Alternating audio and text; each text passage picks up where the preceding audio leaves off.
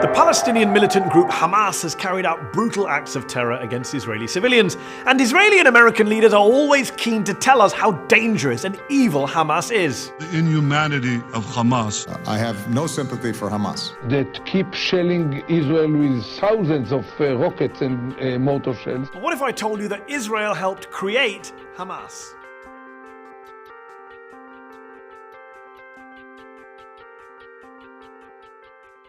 Officially, Hamas, which is the acronym for an Arabic phrase meaning Islamic Resistance Movement, was founded in 1987, at the start of the first Palestinian Intifada, or uprising against the Israeli occupation. But its roots were planted much earlier. The Hamas founder Sheikh Ahmed Yassin was a half-blind, disabled Palestinian cleric and member of the Muslim Brotherhood.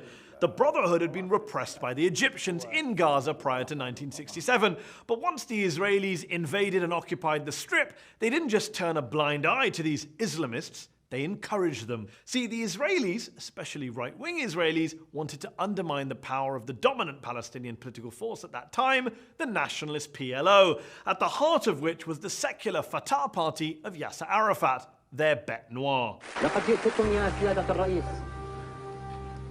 بغصن الزيتون في يدي وببندقية الثائر في يدي.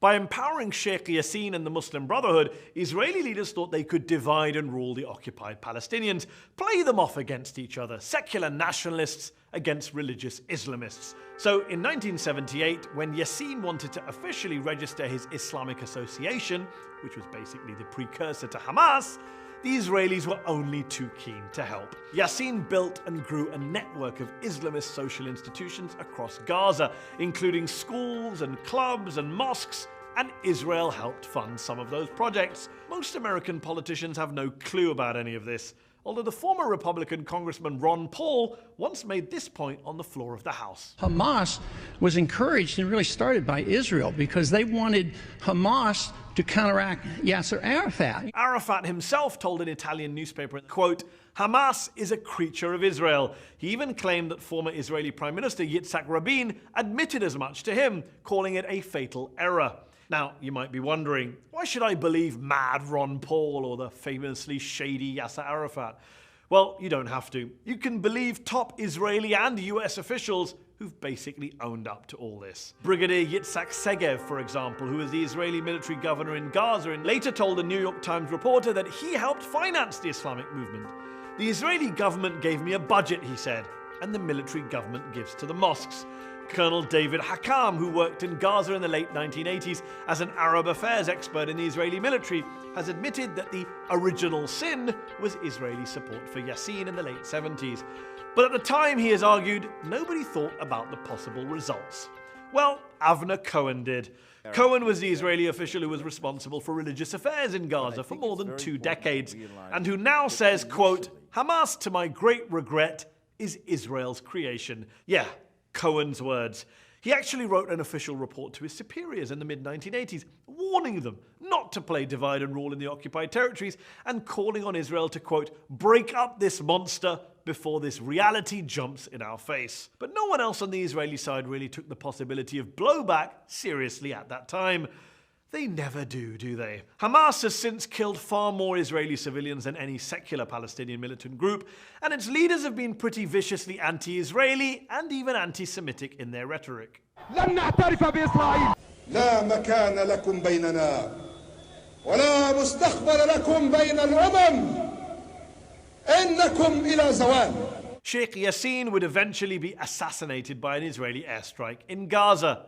Sheikh Yassin and its organization, the Hamas, are responsible to the killings of more than 400 Israelis. So the question shouldn't be why now. I think it should be why not before. Why not before? Well, because before, Israel was actually nudging and winking at Yassin and co., building them up as a rival to Arafat's Fatah. The die was cast for blowback. Blowback, incidentally, that they decided to double down on, when they assassinated Yassin. You can hear the crowds chanting for Hamas, and any idea that this operation would actually suppress or diminish that organization seems to be ill-judged. The inconvenient truth is that Hamas is in part a creature of Israel's own making, an enemy that Israel spent more than 20 years helping to build up, and then spent the next 20 years, the past 20 years that is, trying to bomb, besiege, and blockade out of existence.